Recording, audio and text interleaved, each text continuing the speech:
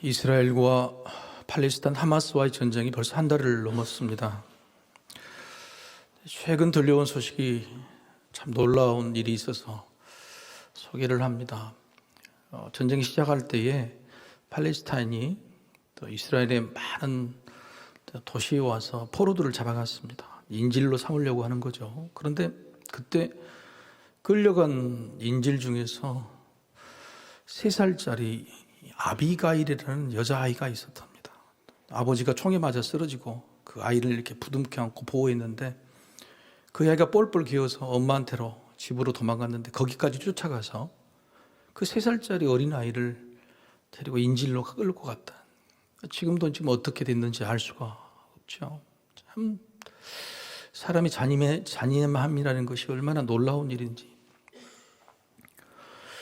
또 그제 미얀마 군부가 장악해서 참 나라가 엉망이죠.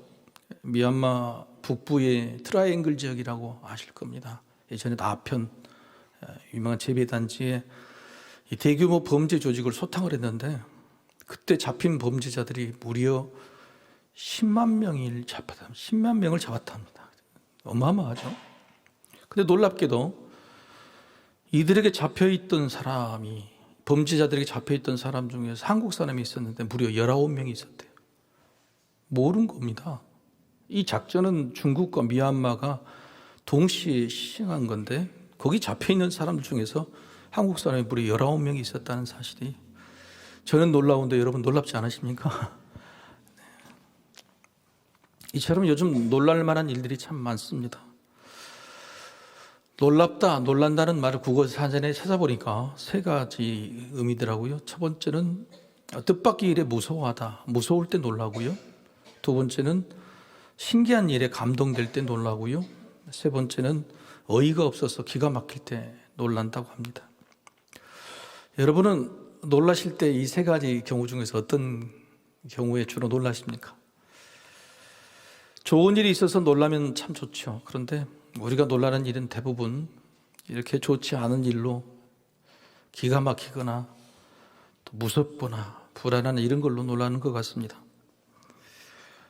사람이 연약하고 세상이 불안전하니까 앞으로도 이렇게 놀라는 일은 참으로 많을 것 같아 안타깝고 그렇습니다. 그런데 만약 여러분, 사람이나 세상은 당연히 놀랄 일이 많고 그럴 것인데 모든 것을 다 알고 모든 것을 다 하실 수 있는 신적 존재, 신이 놀랄 수 있을까요? 사람은 놀랄 수 있지만 신이 놀란다? 여러분, 신이 놀란다면 신일까요? 신이 놀란다면 뭔가 알지 못하는 일이 있다는 것이고 할 수 없는 일이 있다고 하는 것이죠. 그래서 신이 되려면 사실 놀라서는 안 되는 겁니다. 그래서 우리가 믿고 있는 신 하나님을 찾아봤습니다. 성경책에 하나님이 놀라신 적이 있으시냐 찾아봤더니 하나님이 놀라신 적이 있을까요? 없을까요? 대답을 못하시죠. 2부 때는 다 없다고 그러시죠. 그래서 내가 찾아봤냐고 그랬습니다. 제가 찾아보니까요, 하나님이 놀라신 적은 없었습니다. 하나님은 다 알고 계시는 거죠. 전지 다 알고 계시고 전능 다 하실 수 있는 분이죠. 그래서 놀라실 일이 없죠. 그러면 예수님은 어떻게 하셨을까? 예수님은 놀라셨을까요? 예수님은 하나님과 달리 신성도 가지고 계시지만은 인성도, 인간의 몸을 입고 오셨죠. 예수님이 놀라신 적이 있다 그러면 무엇 때문에 놀라셨을까? 신약 성경에 놀라다고 하는 단어는 다우마조입니다. 다우마조라는 이 단어가 42번, 42회에 썼는데 40번은 사람들이 놀랐다고 쓴 겁니다. 대부분 예수님의 말씀과 예수님의 사랑과 예수님의 기적에 사람들이 놀랐을 때에 40회 놀랐다, 다우마조를 쓰죠. 자, 그러면 2번, 42회 중에 2번, 이 2번이 예수님께서 놀라셨던 경우입니다. 첫 번째는 예수님의 고향 나사렛 사람, 그 사람들의 믿음 없음 때문에 놀라셨습니다. 마가복음 6장 6절에 그들이 믿지 않음을 이상히 여기셨더라. 이상히 여기셨다는 말이 다우마조인데 놀랐다는 겁니다. 예수님께서는 자기 고향에 가셔서 말씀을 전하시고 또 기적을 베푸셨습니다. 그런데 반응이 예상 외인 거예요. 이상히 여기셨더라. 근데 그 정도가 다우마저 놀라신 겁니다. 다른 고을에 가서 예수님의 말씀을 전하시면 감동도 받고 기적을 행하시면 감사도 드리고 그랬는데, 나사렛 동네는 말씀이나 기적에도 불구하고 나사렛의 목수, 우리가 알고 있던 목수 따위가 사기치는 거 아니냐? 그리고 믿지 않고 오히려 비난했다고 하는 거죠. 이런 믿음 없는 모습에 예수님이 너무너무 당황하셨고 놀라셨다는 겁니다. 이후로 예수님께서는 이 고향 땅에서는요, 단 한 번도 기적을 베풀지 않으십니다. 말씀도 전하지 않으세요. 예수님은 고향 사람들이라고 해서 더 많은 사랑과 기적을 베풀어 주려고 했는데 굴로 들어온 복을 발로 차버린 것이죠. 예수님께서 지금 한국 교회를 보시고 이렇게 놀라시지 않을까 싶습니다. 한국 교회를 믿어주셨죠. 150년 동안 전 세상 전무후무한 부흥의 역사를 이루고 또 한국이라는 나라도 정말 잘 살게 만들어 주셨습니다. 그런데 지금 한국 교회 모습은 어떻습니까? 예수님이 그렇게 해서 믿어주시고 상상치 못하는 그런 은혜를 베풀어 주셨는데 불구하고 우리들의 믿음은 지금 어떤가? 한국 교회는 어떤 모습인가? 아마 그 모습을 보시고 예수님께서 굉장히 놀라시지 않을까 싶습니다.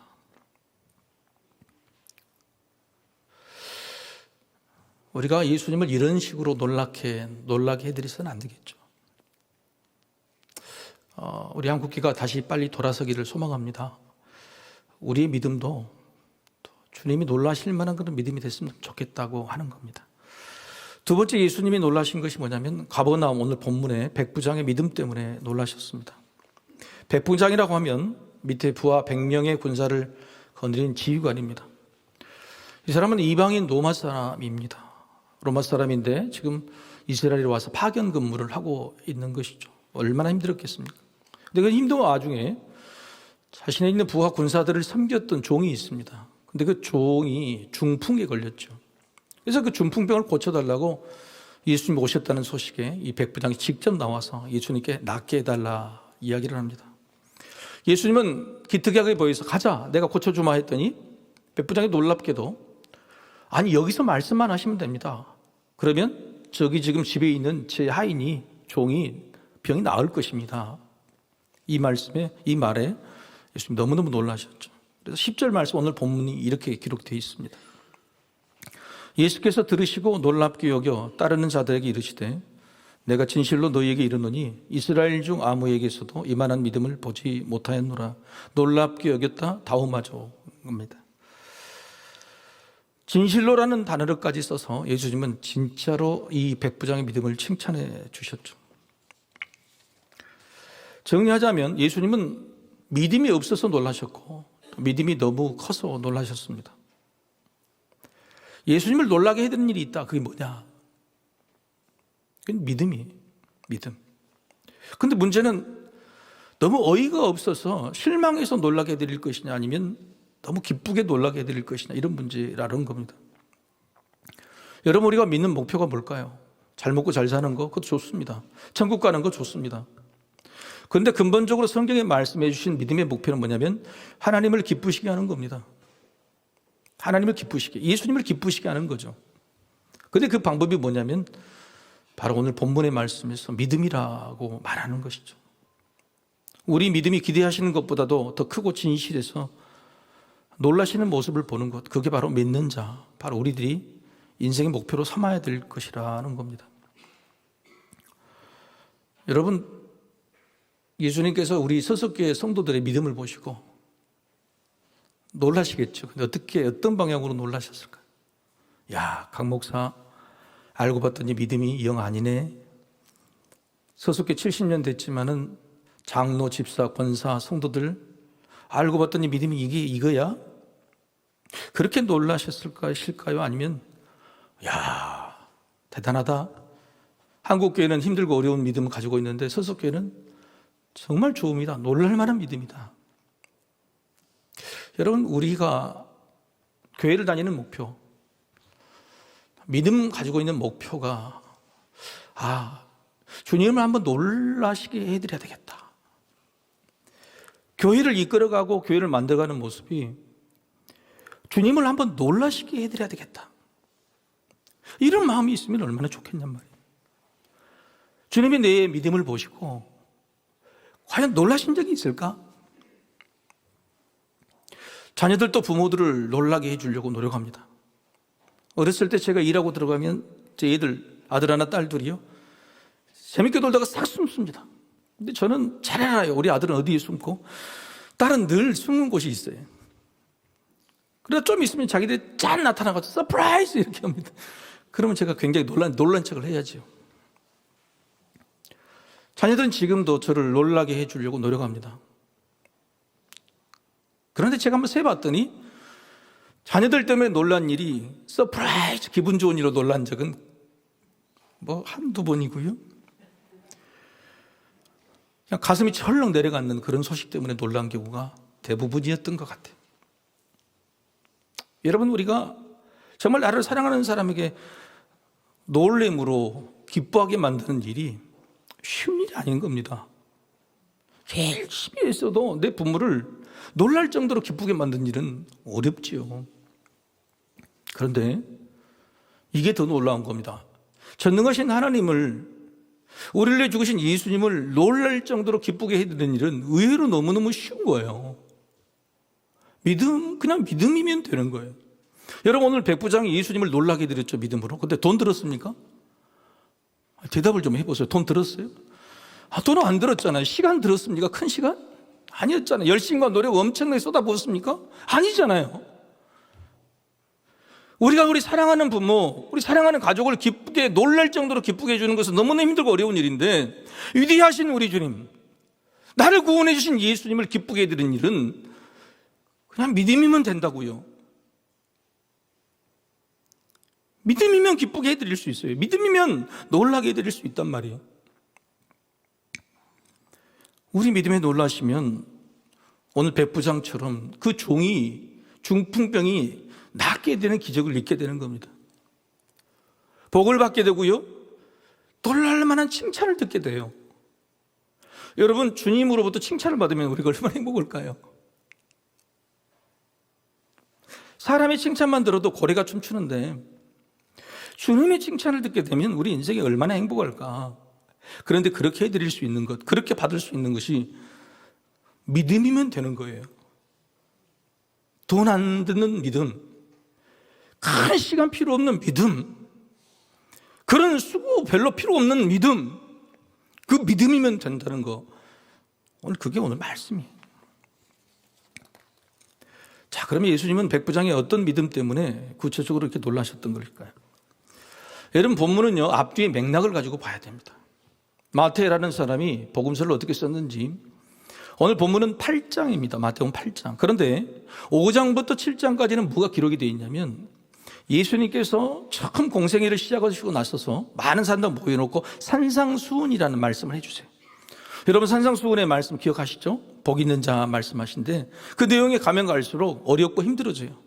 마음으로만 음욕을 품어도 가늠한 것이다. 어디 가서 직접 행해야 되는데 마음에도 저 사람은 음욕을 품고 있으면 이미 가늠한 것이라고 말해요. 얼마나 힘든 말씀이에요. 사랑하는 친구들이 농담 따먹기로 라가 욕을 하고 바보라고 부르면 그것 자체도 그 사람을 죽이는 거라고, 살인하는 것이라고 말씀하세요. 얼마나 힘들어요. 심지어는 바리새인이나 서기관의 의의보다 너희들의 의의가 더 나아져야 된다는 거예요. 더 높아야 된다는 겁니다. 예수님께서 산상수훈의 마지막에 뭐라고 그러시냐면, 이 말씀을 지키지 않으면 헛수고고 지켜야 된다. 지켜서 행함의 열매가 나야 그게 진짜 믿음이라고 말씀하셨죠. 그러니 제자들이 얼마나 답답하겠습니까? 우리가 어떻게 바리새인과 서기관의 의보다도 더 좋아져요? 이 말씀 어떻게 못 지켜요? 수많은 유대인도 그렇게 말했을 겁니다. 그런데 놀랍게도 그 이야기를 하자마자 예수님 산상수훈을 마치고 나셔서 오자마자 그 다음 일이 오늘 본문 8장에 백부장의 믿음을 마주치신 거예요. 예수님도 아셨겠지요. 제자들이 어떤 반응을 보였던지, 유대인들이 어떤 반응을 보인 것인지, 산상수훈을 듣고. 그런데 남들은 다 그 행함의 열매를 맺을 수 없다고 하는 건데 여기 있는 거예요. 유대인도 아니고 이방인이, 백부장이 금방 다들 못한다고 고개를 절레절레 흔드는 이 상황에 나타난 겁니다. 마태는 바로 그걸 기록한 거예요. 일부러 할 수 없는 게 아니라 할 수 있는 건데, 너무너무 쉬운 건데 이렇게 말하고 있는 거예요.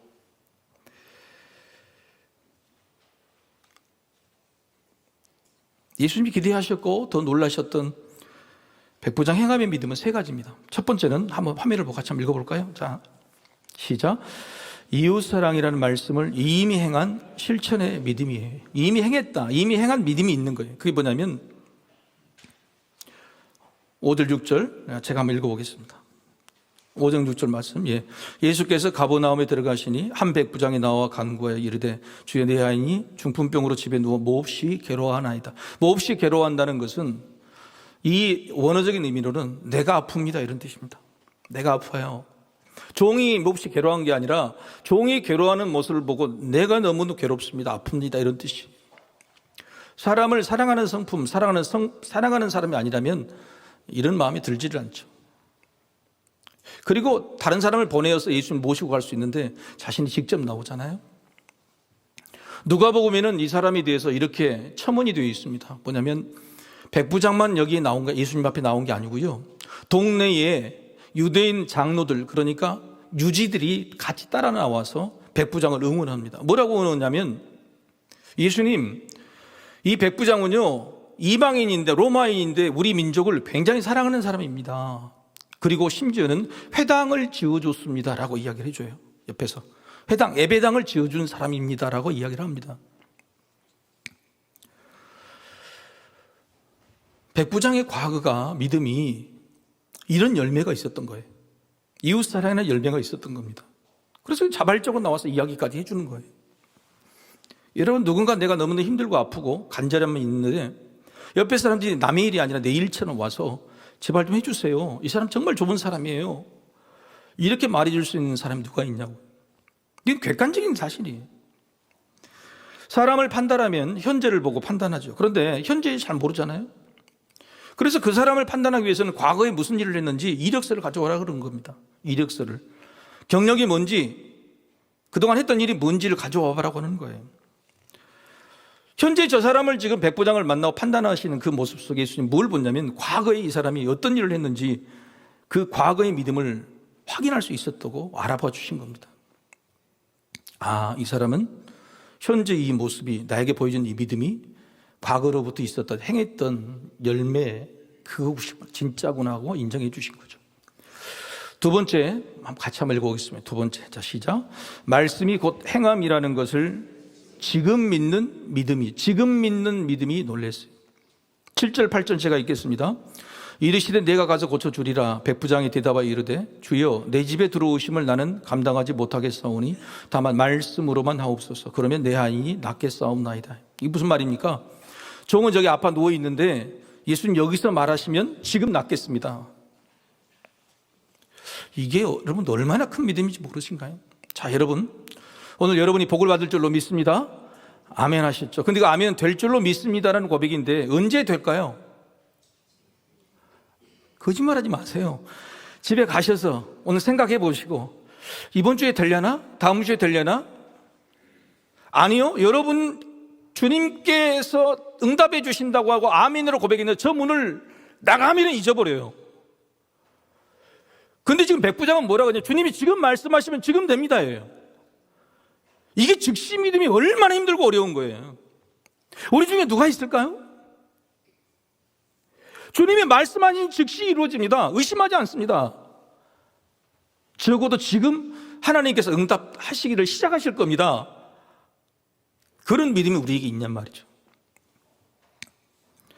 현재라는 것은 내 눈에 보이기 때문에 현재입니다. 내 손으로 만지기 때문에 현재예요. 그런데 백부장은요, 믿음 안에 있으면 다 현재고 현실인 거예요.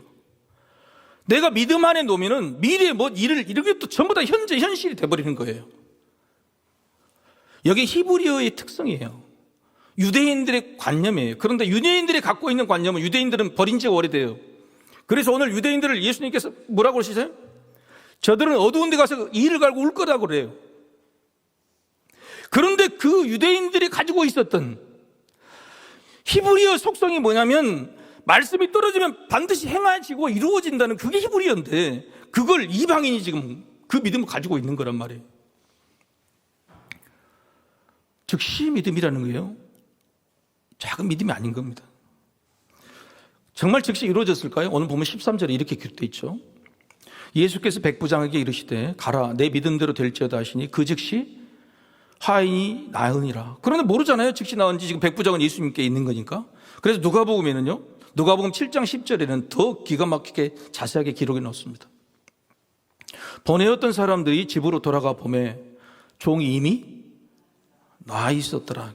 그러니까 예수님 말씀하신 그 즉시 이미 그때 나은 것을 이미 기록한 건 누가는요 이방인입니다. 그래서 마태와 달리 특별히 이 백부장이 즉시 믿는 믿음, 이 믿음을 부각시켜서 기록한 거예요. 예수님이 놀라실 만하죠. 세 번째 예수님이 놀라신 믿음은 이겁니다. 같이 한번 읽어보십시다. 시작. 말씀하시면 제가 행하겠다는 결단의 믿음이요. 9절 말씀 제가 읽겠습니다. 나도 남의 수하에 있는 사람이요 내 아래에도 군사가 있으니 이더러 가라 하면 가고 저더러 오라 하면 오고 내 종도로 이것을 하라 하면 하나이다. 이게 무슨 말입니까? 말씀으로 뭘 시키시면 내가 즉시 하겠습니다, 이런 뜻입니다.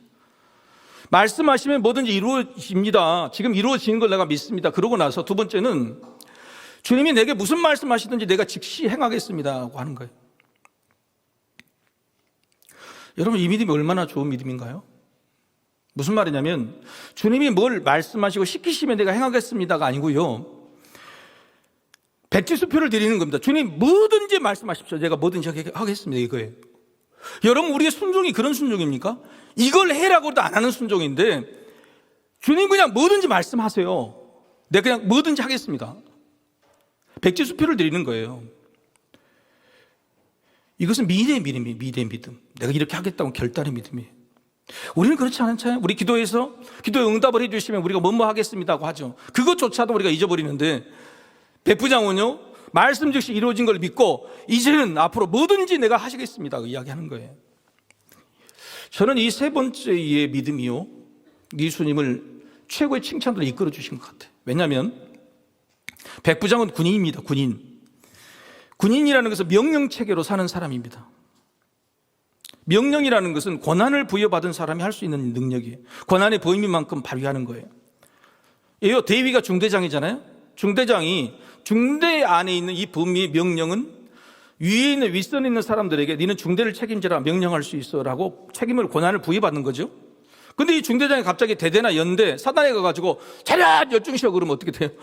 안 되는 거잖아요. 권한의 범위 밖에를 부여받는 것을 하는 거죠. 월권이죠.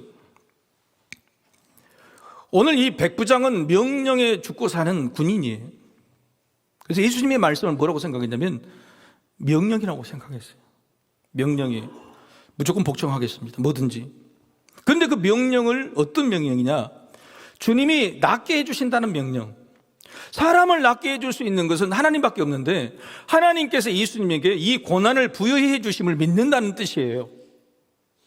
예수님의 능력이 아니라 하나님으로부터 부여받은 권위, 그 명령의 권한, 그 권한을 예수님이 가지고 계신다고 믿고 있는 겁니다. 당신으로는요, 공생의 초기라서 예수님이 하나님으로부터 내려오신 하나님의 아들 메시아라는 사실을 아무도 인정하지 않았습니다. 제자들도 인정하지 않았어요. 그런데 놀랍게도 이방인 백부장이 제일 먼저 어쩌면 예수님이 하나님의 아들이라는 사실을 인정한 겁니다. 하나님의 명령, 아니 예수님의 명령이 하나님의 명령이고 예수님의 말씀이 하나님의 말씀이라는 사실을 그대로 고백하고 있는 거죠. 백부장의 믿음은요, 이렇게 세 가지 믿음, 훌륭한 믿음이죠. 그런데 제가 여러분에게 말씀드리는 것은 백부장의 믿음을 이야기한 게 아니에요. 그 백부장의 믿음을 한눈에 알아봐 주시는 우리 주님의 위로에 대해서 말씀을 드리고 싶은 거예요.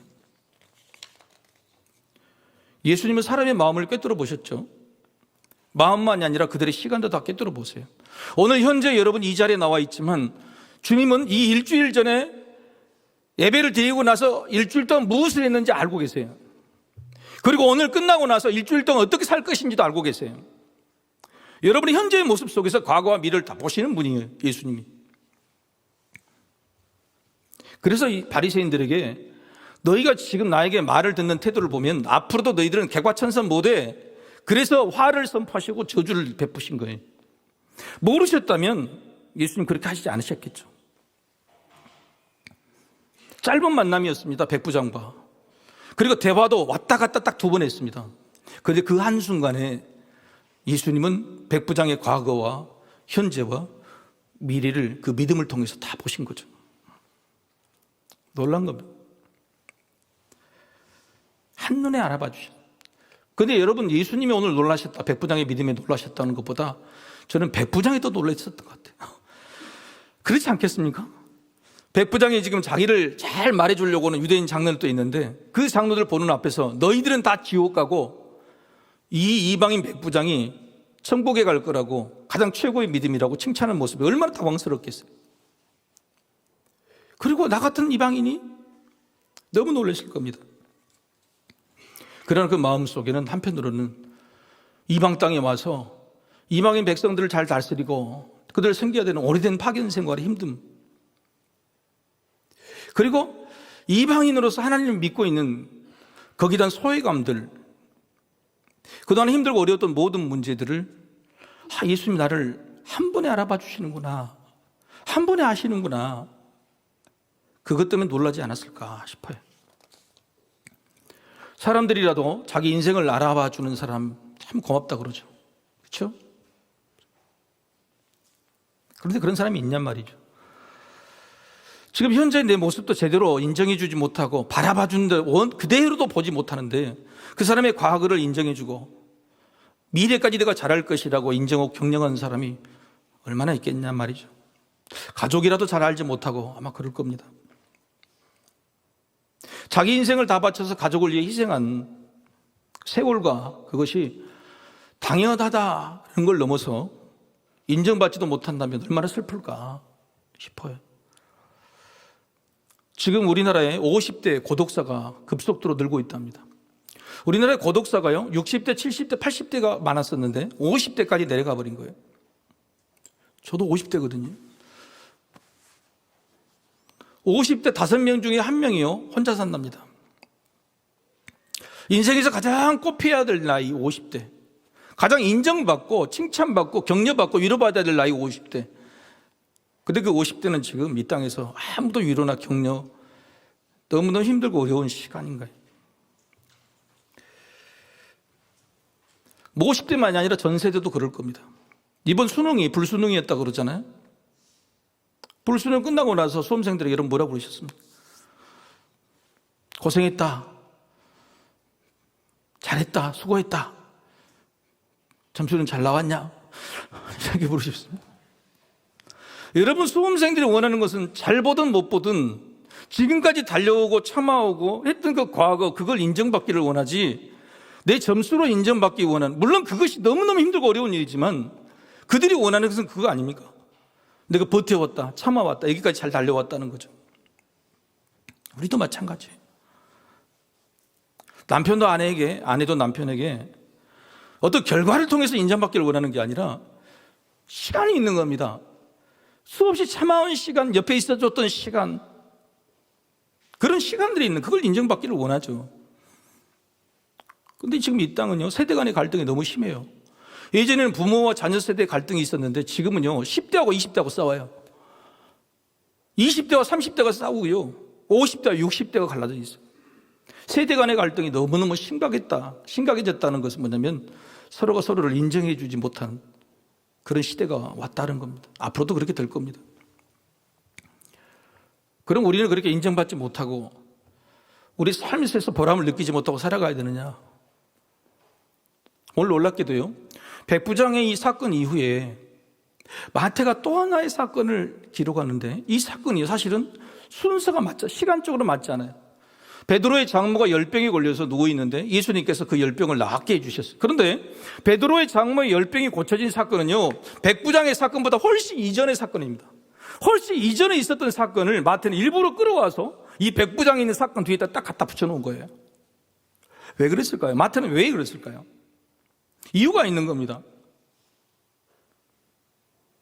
인정받지 못하고 사는 사람, 우리의 연약함, 우리의 아픔, 심지어는 그게 질병일지라도 아무에게도 동정이나 인정받지 못하고 있는 삶, 그런 것들 짊어지러 오신 분이 우리 예수님이라고 하는 사실을 일부러 백부장의 뒤쪽에 인정받은 백부장, 인정해 주러 오신 예수님, 그렇게 말씀 붙여서 연결하는 거예요.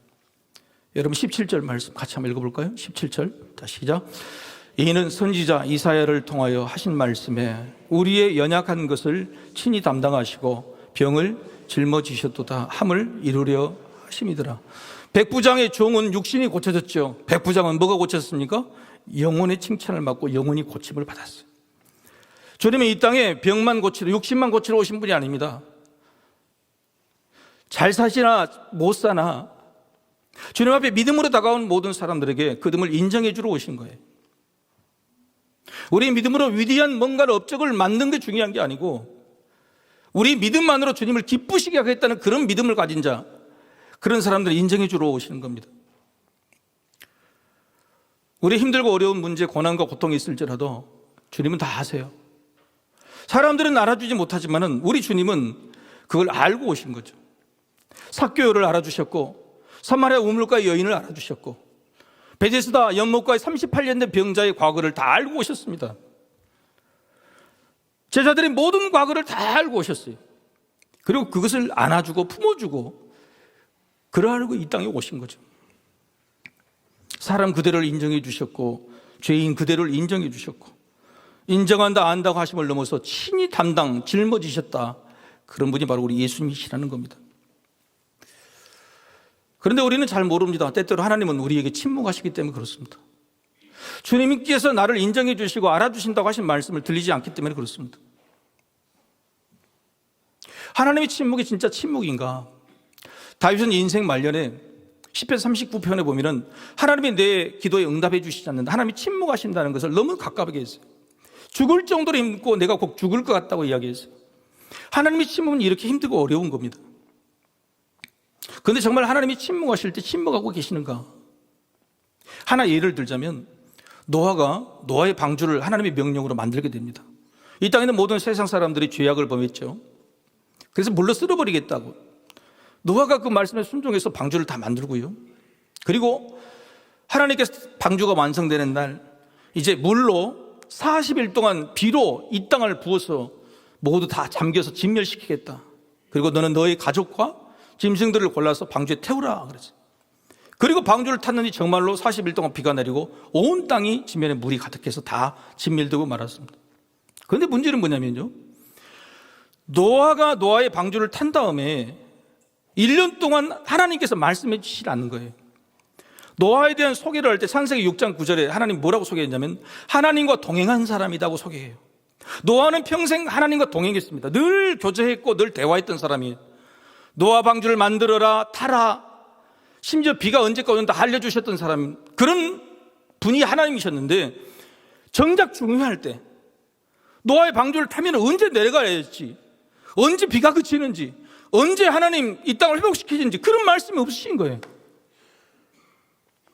1년 동안이나 침묵하셨어요. 여러분 노아가 얼마나 힘들었을까요? 내가 좀 구원받는 게 중요한 게 아니라 저 땅에 물이 언제 빠지고 자기들이 먹을 것도 다 떨어졌을 것 같은데 하나님은 한 번도 말씀하신 적이 없습니다. 그런데 창세기 8장 1절에 보면은 뭐라고? 기억하사 이렇게 합니다. 기억하사. 하나님이 1년 동안 침묵하시다가 그때 노아에게 나오시는 게 기억하사, 다 알고 계셨다고 하는 거예요. 그리고 하나님이 등장하시기 전에 물을 다 빼시기 전에 이미 하나님이 일하고 계시고 기억하고 계시고 준비하고 계셨다는 사실들을 보여주고 있는 겁니다. 성경의 위대한 인물들도요, 다 하나님이 침묵하신 기간이 있습니다. 모세도 미디안 광야에서 무려 40년을 하나님 없이 살았습니다. 40년의 침묵이에요. 다윗도 마찬가지예요. 그리고 여러분이 좋아하시는 사도 바울도요, 담메색 도상에서 예수님을 만났어요. 그리고 이방인의 사도가 되어라고 소명까지 받았는데요, 놀랍게도 그 후로 13년 동안은 말씀하지 않았어요. 3년 동안 아라비아 광야에 가서 피해 있었고 10년 동안은 다소 자기 고향에서 피해 있었어요. 13년 동안 예수님 말씀하지 않으셨어요. 그게 침묵이었어요. 그런데 바로 13년 후에 예수님은 바나바를 보내세요. 하나님 바나바를 보내세요. 알고 계시고 기억하신 것이죠. 하나님이 침묵이라고 생각할 수 있지만 하나님은 절대 침묵하신 게 아니고 우리 모든 것들을 다 알고 계세요. 폴 트비라는 목사가 이렇게 말합니다. 우리 화면을 보고 같이 한번 읽어보시겠습니다. 자, 시작. 우리 삶의 모든 일을 이해할 필요가 없다. 지혜롭고 은혜로우신 우리 주님이 모두 아신다. 우리 삶에 발생한 모든 일에 대해 우리는 이해할 수가 없습니다. 다 알 수가 없어요. 받아들일 수도 없어요. 왜 나에게 이런 고난과 고통이 왔는가 이해할 수 없습니다. 이해 못하는 겁니다. 그런데 뭐 때문에 우리의 위로와 평안이 되냐면 주님은 아신다는 겁니다. 주님은 다 아신다는 거예요. 여러분, 이미 얼마나 우리에게 중요한 믿음이에요. 세상에 다 이해할 수 없고 알 수 없는 우리 믿음의 삶 가운데 원망하고 이야기를 기다려하고 그런다 우리는 평안이 없습니다. 그런데 이 모든 것도 주님은 알고 계신다. 주님은 나를 알아주신다는 거죠. 나의 아픔도, 나의 이 불편함도, 이 원망도, 심지어는 이해하지 못하는 이 사실까지도 주님은 아신다고 하는 그것이 얼마나 큰 위로가 되는지. 사랑하는 성도 여러분, 누군가가 여러분에게 그렇게 물어볼 수 있습니다. 왜 교회 다니냐고, 예수 믿어서 좋은 게 뭐냐고. 그렇게 물어볼 때 여러분 뭐라고 대답하시겠습니까? 질병이 낫고 내 연약함이 고쳐지고 평안과 성공을 이루게 되고 천국 가는 거 다 좋습니다. 그러나 믿지 않는 저들에게 가장 대답할 수 있는 가장 좋은 말은 이것인 것 같아요. 세상은 나를 알아주지 못하지만 주님은 나를 다 아신다. 주님은 나를 다 알아주신다. 여러분, 세상 사람들이 가장 부러워하는 게 이게 아닐까요? 주님은 나를 다 알고 계신다. 주님은 나를 알아주신다. 사랑하는 성도 여러분, 하나님이 침묵하신 것 같이 느껴지고 하나님이 우리에게 버리신 것 같이 느껴지지만 주님은 다 알고 계세요. 그리고 우리가 만나실 때에 분명히 우리는 다 알고 있었다는 하나님 놀라운 그 사랑의 고백을 듣게 될 것입니다. 여러분, 오늘 여러분에게 이런 주님의 위로가 함께 하시기를 간절히 축복합니다. 아멘. 우리 다 같이 일어나셔서 하나님을 찬양하겠습니다.